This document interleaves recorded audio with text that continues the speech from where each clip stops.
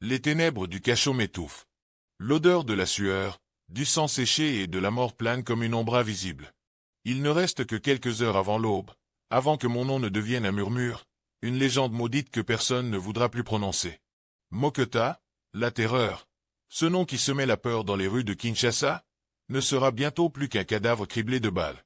J'ai 19 ans. Et pourtant, j'ai l'impression d'avoir vécu 1000 vies. Je suis un vieillard enfermé dans un corps d'enfant brisé. Mon torse est marqué par des cicatrices profondes, souvenirs des lames et des balles qui ont voulu m'arracher la vie bien avant la sentence de ce tribunal expéditif. Mes poignets sont enchaînés, mes chevilles enflées par les coups de botte des geôliers. Ils ne frappent plus pour punir, ils frappent pour tuer à petit feu. Assis sur le sol froid, mes genoux ramenés contre ma poitrine, j'écoute le silence pesant du couloir. À travers les barreaux, je vois l'ombre d'un gardien assis sur une chaise, le fusil posé sur ses genoux. Il ne dort pas. Il attend. Comme moi. Il sait que bientôt, ils viendront me chercher. Dans ma cellule, d'autres condamnés murmurent des prières. Certains pleurent. Moi, je n'ai plus de larmes. J'ai pleuré quand j'ai compris que ma vie ne valait rien, quand j'ai vu le regard brisé de ma mère à l'annonce de ma condamnation. J'ai pleuré en réalisant que tout ce que j'ai fait, toute cette violence, cette haine, cette terreur, tout cela n'a mené qu'ici, à ce cachot, à cette fin misérable. Je ferme les yeux et je revois mon enfance. Les ruelles poussiéreuses du quartier, les jours de faim où je volais un morceau de pain, les nuits où je dormais sous un porche, rêvant d'un avenir meilleur. Puis, je me souviens de la première fois où j'ai tenu une machette, du premier cri d'une victime sous ma lame, de la première vie que j'ai volée. Un bruit métallique me sort de mes pensées. Une clé tourne dans la serrure. C'est l'heure. Mon cœur se serre, mais mon visage reste impassible. Ils ne verront pas ma peur. Ils ne verront pas que, derrière la terreur, il n'y avait qu'un enfant perdu qui n'a jamais trouvé son chemin. Je suis né dans la poussière et la faim.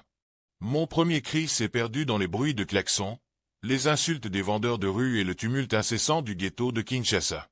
Bandalingwa, Matonge, Njiringiri, des quartiers où la misère suinte des murs fissurés et où l'avenir s'écrit souvent avec du sang. Je ne sais pas exactement quand j'ai compris que j'étais pauvre. Peut-être le jour où ma mère a mélangé de l'eau avec du sel et un peu de farine pour nous faire croire que c'était une vraie soupe. Ou peut-être ce matin où je suis allé à l'école le ventre vide, mes pieds nus brûlés par l'asphalte sous le soleil ardent du Congo. J'avais 8 ans et déjà la faim était mon ombre. Mon père, je ne l'ai presque pas connu. Un ancien militaire, un homme dur et silencieux, qui n'avait que ses poings et sa machette pour imposer le règne. Il n'avait pas grand-chose, mais il avait sa fierté. Il nous disait souvent, « Un homme, un vrai, ne plie jamais sous la faim. Il se bat, il prend ce qui lui revient. » Mais un soir, il n'est jamais rentré à la maison. Une rixe, un mauvais regard, une querelle de trop. On a retrouvé son corps dans un caniveau, le ventre ouvert d'un coup de lame. Un crime banal, une mort oubliée. Dans mon quartier, personne ne pleure les soldats tombés. Après lui, tout est devenu pire. Ma mère, une femme au dos voûté par la fatigue, vendait des beignets au marché. Tous les matins, elle se levait avant l'aube, préparait la pâte, faisait frire les beignets et partait s'asseoir sous un parasol troué, espérant vendre assez pour acheter du manioc et un peu de poisson fumé. Mais souvent, la journée se terminait avec des dettes et des insultes des clients qui voulaient acheter à crédit. Moi, je grandissais avec la rue comme seule école. L'école, je l'ai fréquentée un temps, mais avec un cahier usé et un stylo qui n'avait plus d'encre depuis des semaines. J'adorais apprendre, mais apprendre ne remplit pas l'estomac. Les jours où ma mère ne vendait rien, je rentrais à la maison et trouvais la marmite vide. Alors j'ai commencé à errer, à chercher un moyen de calmer cette faim qui me rongeait de l'intérieur. D'abord, ce furent de petites choses. Récupérer les restes dans les poubelles des restaurants, attendre que les commerçants aient le dos tourné pour voler un fruit ou un morceau de pain. Mais très vite, la rue m'a appris une autre loi. Si tu veux survivre, tu dois être plus fort que les autres. J'ai commencé à traîner avec d'autres gamins comme moi, des enfants sans père, sans repère. On se donnait des surnoms, on se croyait invincible. La première fois que j'ai volé un téléphone, j'avais 10 ans. Un simple Nokia qu'un homme tenait négligemment dans sa main. J'ai tendu le bras, attrapé l'objet et couru aussi vite que possible. Mon cœur battait comme un tambour de guerre. Ce soir-là, j'ai ramené de la nourriture à la maison. Ma mère n'a rien dit. Elle savait. Elle a juste baissé la tête et pleuré en silence. À partir de ce jour, j'ai su que je ne sortirais jamais de la rue. La nuit était tombée sur Kinshasa, une de ces nuits où l'air est si lourd qu'il semble étouffer les âmes errantes du ghetto. J'avais 14 ans, mais dans la rue, l'enfance s'évapore comme de la sueur sous le soleil. Ce soir-là, je n'avais pas mangé. Mon ventre hurlait, mes mains tremblaient, et ma tête tournait. J'étais prêt à tout pour un billet, pour une bouchée de pain, pour un avenir, même s'il était taché de sang. C'est là que je l'ai vu. Général Cobra. Son nom résonnait dans les ruelles comme un sortilège. Le chef des Kuluna de Matonge, un monstre craint et respecté. Grand, une cicatrice en forme de croix sur le front, un sourire qui ne révélait jamais ses intentions. Il était entouré de ses hommes, des ombres au regard froid et aux lames toujours affûtées. Il m'a observé de la tête aux pieds, puis a craché par terre. « Toi, petit, t'as faim !» J'ai hoché la tête, incapable de parler. « La rue, c'est pour les forts. Tu veux manger? Prouve-moi que t'es pas une merde. » Il m'a jeté un couteau. Une lame rouillée, mais tranchante. J'ai compris immédiatement. Ce n'était pas une question. C'était un ordre. L'épreuve d'initiation. Un vol qui tourne mal. Ma mission était simple, voler un homme en plein marché, en plein jour. Pas un simple vol. Non. Il fallait qu'il saigne, qu'il crie, qu'il sache que la peur a un visage. Avec 2 autres recrues, nous avons repéré une cible, un commerçant, bedonnant, avec une chaîne en or autour du cou. Un homme qui croyait que l'argent pouvait le protéger. Nous avons attaqué comme des hyènes affamées. Un des gars a attrapé l'homme par le col, l'autre lui a arraché la chaîne. Moi, j'étais censé rester en arrière, mais quelque chose a mal tourné. Le commerçant s'est débattu, il a crié. Les gens ont tourné la tête, la foule s'est agitée. Un garde du marché s'est approché, une matraque à la main. Je devais agir. Je me suis jeté sur lui, j'ai levé le couteau, et j'ai frappé. 1 fois, 2 fois, 3 fois. Le sang a jailli sur ma peau, sur mes vêtements. Le garde s'est écroulé, son regard figé dans une expression de choc et d'incompréhension. C'était mon premier meurtre. La naissance de la terreur. Les cris ont déchiré l'air, mais je n'entendais plus rien. Mon cœur battait trop fort, mes jambes tremblaient, mes mains étaient couvertes de sang. On a couru, traversant les ruelles sombres comme des ombres. Quand on est arrivé dans une planque du gang, les autres étaient hilars, excités.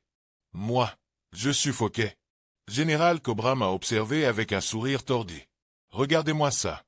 Un lion qui s'ignorait. » Il m'a tendu une bouteille d'alcool. J'ai bu, à grande gorgée, pour oublier ce que je venais de faire. Puis, il a posé une main sur mon épaule et a murmuré. « À partir d'aujourd'hui, t'es plus Moketa. T'es la terreur. » Et personne ne doit jamais oublier ce nom. Les autres ont repris en chœur. La terreur. La terreur. C'était fini. L'enfant que j'étais venait de mourir dans ce marché. L'adrénaline, la drogue et la soif de puissance. Dès cette nuit-là, tout a changé. J'étais accepté parmi les Kuluna. La peur des autres m'enivrait plus que n'importe quelle drogue. Les passants détournaient les yeux quand je marchais dans la rue. Les petits voleurs me cédaient leur butin sans broncher. J'étais devenu un monstre, et j'aimais ça. On vivait dans le chaos. Vol, extorsion, agression, meurtre. La police était notre seule menace, mais même eux savaient qu'affronter les Kuluna signifiait semer des cadavres sur leur chemin. La drogue est entrée dans ma vie sans que je m'en rende compte. D'abord pour oublier, puis pour sentir l'adrénaline décuplée. L'alcool, la marijuana, la poudre blanche. Chaque substance m'éloignait un peu plus du gamin affamé que j'avais été. Mais ce que je ne savais pas encore, c'est que chaque sommet a une chute. Et la mienne allait être brutale. La rue ne connaît qu'une seule loi, celle du plus fort. Et moi, je suis devenu le plus fort.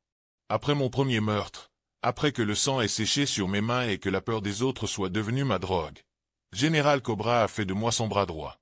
La terreur. Maintenant c'est toi mon ombre. Personne ne me touche tant que t'es là. J'étais le soldat le plus loyal du gang, son chien de guerre, son bourreau. Nous avons commencé à régner sur les quartiers comme des rois maudits. Bandalingua, Njiringiri, Lamba. À chaque passage, nous laissions des cadavres, des cris étouffés par la peur, des familles brisées. On n'attaquait pas, on dévastait point, nous étions une horde de loups, une armée de fantômes que personne n'osait affronter. Chaque nuit, Kinshasa tremblait sous nos pas. Les commerçants nous versaient une taxe pour avoir le droit de garder leurs magasins intacts. Ceux qui refusaient, on brûlait leurs échoppes, on détruisait leur vie. Les jeunes filles, les mères, les sœurs, personne n'était à l'abri. Quand un homme nous devait de l'argent et qu'il n'avait pas de quoi payer, on prenait sa femme ou sa fille. Les cris résonnaient dans la nuit, mais personne ne venait aider. Les cadavres s'entassaient dans les caniveaux, et nous rions en regardant le sang couler entre les pavés. Avec chaque crime, je sentais mon âme s'éteindre. Au début, je n'y prêtais pas attention. Je noyais mes cauchemars dans l'alcool. Je faisais taire mes remords avec la poudre blanche. Mais chaque nuit, je revoyais leurs visages. Ceux que j'avais poignardés, ceux dont j'avais brisé les os sous mes poings. Leur regard me poursuivait. Alors, je me droguais plus. Je buvais jusqu'à oublier mon propre nom. Et plus je sombrais, plus j'étais impitoyable. Je voulais être le monstre que tout le monde voyait en moi. Mais au fond de moi, je savais que j'étais déjà mort. La peur que nous inspirions nous rendait intouchables. Même la police hésitait à s'attaquer à nous. Certains policiers mangeaient dans nos mains, corrompus jusqu'à l'os. Mais il y en avait d'autres. Ceux qui avaient juré de nous exterminer. Le commandant Mazanka était l'un d'eux. Un homme que la mort n'effrayait pas. Il avait juré sur la tombe de son frère, une de nos victimes, qu'il nous traquerait jusqu'au dernier. Au début, nous avons ri. Que pouvait faire un seul homme contre nous? Mais il n'était pas seul. L'État voulait notre chute. Et nous allions bientôt comprendre que la mort, quand elle vient d'en haut, n'épargne personne. Nous avions tout conquis. Kinshasa était à nous. Nos noms étaient murmurés dans les rues comme des malédictions. La terreur. Général Cobra. L'Éculuna. Des ombres insaisissables, des prédateurs nocturnes qui régnaient sans partage. Rien ni personne ne semblait pouvoir nous arrêter. Jusqu'au jour où nous avons frappé trop fort. C'était une nuit comme tant d'autres. L'alcool coulait. La drogue brûlait nos veines. Nous cherchions un dernier coup avant de nous replier dans nos cachettes. Général Cobra avait repéré une cible, un cortège de voitures de luxe, roulant lentement dans un quartier résidentiel. C'est une proie facile, mes chiens. On frappe, on prend, on disparaît. Personne ne posa de questions. L'argent, les voitures, les bijoux, c'était tout ce qui comptait. Nous avons attaqué avec la violence d'une tempête. Les vitres explosèrent sous nos machettes, les cris résonnèrent dans la nuit. Mais nous ignorions une chose, nous venions de toucher à l'intouchable. Dans l'une des voitures se trouvait le neveu d'un ministre. Et cette nuit-là, nous avions signé nos arrêts de mort. La chasse au Kuluna. Le lendemain matin, Kinshasa s'est réveillée sous un ciel de guerre. La police ne voulait plus nous arrêter. Elle voulait nous exterminer. Des rafles.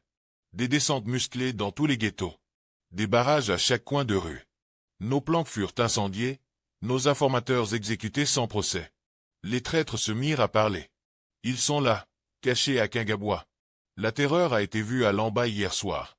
La peur, cette arme que nous avions toujours utilisée contre les autres, s'était retournée contre nous. Nous étions devenus des rats, traqués par une ville entière. Le soir même, nous avions décidé de fuir la ville. Cobra nous avait réunis dans une cachette secrète. Nous étions une dizaine. Sales, fatigués, affamés. On passe la rivière, on disparaît dans la forêt. Là-bas, ils ne nous trouveront jamais. Mais ce que nous ne savions pas, c'est que nous étions déjà condamnés. Quelqu'un nous avait vendus. Alors que nous sortions discrètement de la planque, les ténèbres explosèrent sous le feu des balles point de police.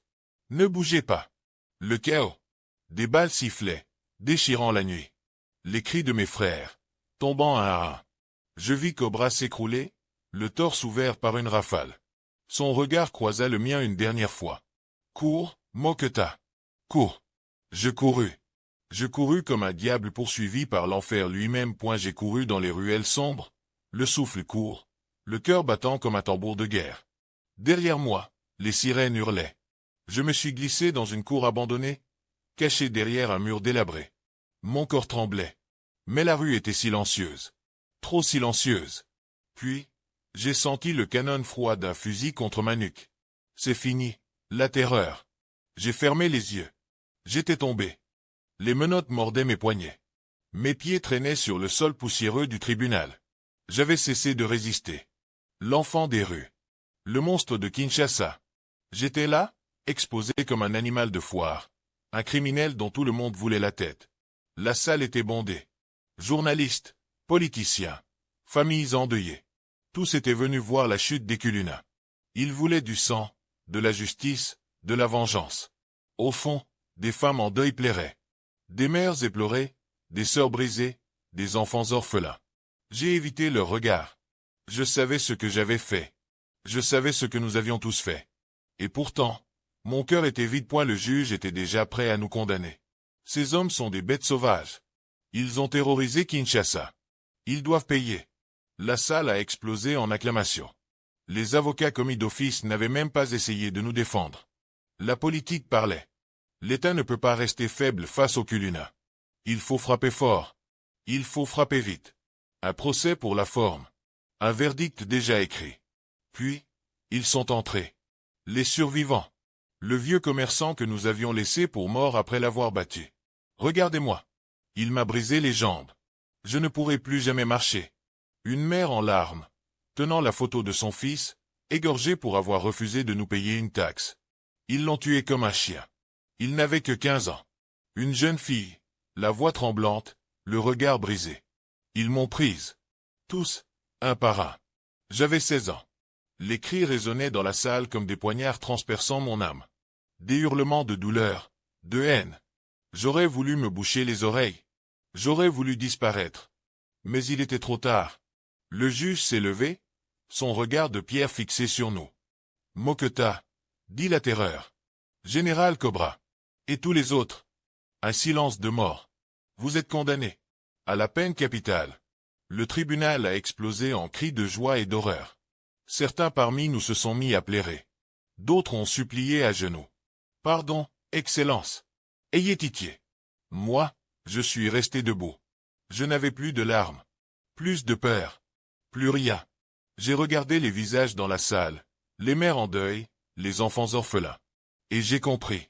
Je n'étais plus un homme. J'étais un monstre que Kinshasa voulait enterrer. Et demain, je mourrai comme un chien, sous les balles du peloton d'exécution. Le froid mord ma peau. La cellule est minuscule, suintante d'humidité, infestée de rats. L'odeur de la mort y est omniprésente. Nous sommes si entassés dans cet enfer. Si condamnés. Mais personne ne parle. À quoi bon? Nous savons tous que demain, nous serons des cadavres.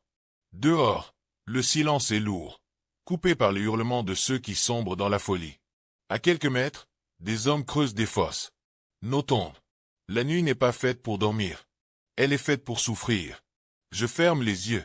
Je veux fuir mon corps fatigué, fuir ma peur. Mais au lieu de l'oubli, ce sont eux qui reviennent. Le vieux commerçant que j'ai laissé agoniser dans son sang. La femme qui a crié jusqu'à s'enrouer sous mes coups. L'enfant que j'ai poignardé parce qu'il n'avait rien à me donner. Leurs visages me hantent, leurs cris remplissent mes oreilles. Je veux crier moi aussi, mais je n'ai plus de voix. La douleur est là.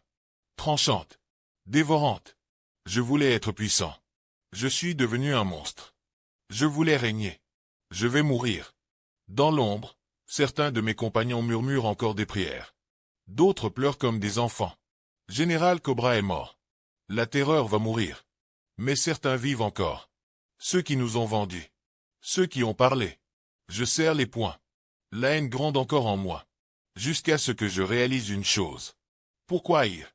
Tout est fini. Mon corps est là, enchaîné, affaibli, mais mon esprit s'élève au-dessus de cette prison. Rien de tout cela n'en valait la peine. Le gang, l'argent, la drogue, les nuits de pouvoir. Tout était une illusion. Les rues que nous avons conquises ne porteront jamais nos noms. Les gens que nous avons tués vivent encore dans le cœur de ceux qui les ont aimés. Mais nous serons oubliés. Demain, les balles siffleront. Mon sang coulera. Et Kinshasa continuera de respirer. Je tombe à genoux. Seigneur. Ma voix est rauque, brisée par des années de violence. Si tu écoutes encore un homme comme moi, je ne demande pas la vie. Je ne demande pas un miracle. Je demande seulement que mon âme ne soit pas jetée aux chiens de l'enfer. Je demande un peu de lumière. Et alors que l'aube approche, pour la première fois, je pleure. Air est glacial. L'obscurité s'efface lentement, laissant place à une lumière blafarde et impitoyable. J'ai passé la nuit éveillé, yeux ouverts, cœur serré. Les cloches sonnent 6 fois. C'est l'heure. Des pas lourds résonnent dans le couloir. Les clés grincent dans la serrure. La porte s'ouvre. Ils sont là. Les hommes en uniforme. Leurs visages sont froids, indifférents. Pour eux, nous ne sommes plus des hommes. Nous sommes des cadavres en attente. Moketa, la terreur. Mon nom claque comme un jugement divin. J'inspire une dernière fois. On me tire par le bras. On me soulève comme un animal qu'on mène à l'abattoir. Derrière moi, les autres crient, supplient. Pitié, mon commandant. Ayez pitié. Je ne supplie pas. Je ne pleure plus. C'est fini. On nous fait marcher dans une allée de gravats et de boue. Le camp est silencieux, hanté par des âmes déjà mortes. Les prisonniers regardent derrière les barreaux, certains avec pitié, d'autres avec satisfaction. J'avance, les chaînes mordant mes chevilles. Le soleil se lève, et je sais que je ne verrai pas son coucher. Les murs s'éloignent. L'herbe rare sous mes pieds. Et puis, le mur d'exécution. Un peloton est aligné devant nous. 10 hommes en uniforme, fusil en main. L'un d'eux nous lit nos derniers droits, mais je n'écoute pas. Mes yeux cherchent. Ils cherchent un dernier visage à graver dans mon esprit. Et je la vois. Une femme, parmi la foule des témoins. Son foulard est noir, ses yeux rouges de larmes. Ma mère. Elle est là, droite malgré la douleur. Je voulais détourner le regard, éviter sa souffrance. Mais elle s'accroche à moi. Elle me voit encore. Pas comme un monstre. Comme son fils. Ses lèvres bougent silencieusement. Je lis ces mots. Que Dieu te pardonne, mon enfant. Je ferme les yeux. Les larmes me brûlent. Préparez-vous. Les fusils s'élèvent. Visez. Je lève la tête vers le ciel. Je veux voir la lumière une dernière fois. Un sourire amer déforme mes lèvres. J'étais la terreur. Maintenant, je ne suis plus rien. Fait. Les balles déchirent l'air. La douleur frappe, brève et brutale. Mon corps tremble, mes genoux cèdent. Je tombe, le visage vers la terre que j'ai souillée. Autour de moi, les cris s'éteignent. Tout devient flou. Tout devient silence. Kinshasa continue de respirer. Les rues sont encore pleines de vie. Mais mon nom s'efface déjà. Les Kulunas survivants chuchotent mon histoire dans l'ombre. Certains avec admiration, d'autres avec effroi. Mais une vérité demeure. La rue ne donne pas de seconde chance. Ceux qui choisissent le sang finissent par le verser eux-mêmes. Et quand la terre rouge s'ouvre pour nous avaler, elle n'entend ni nos cris, ni nos regrets.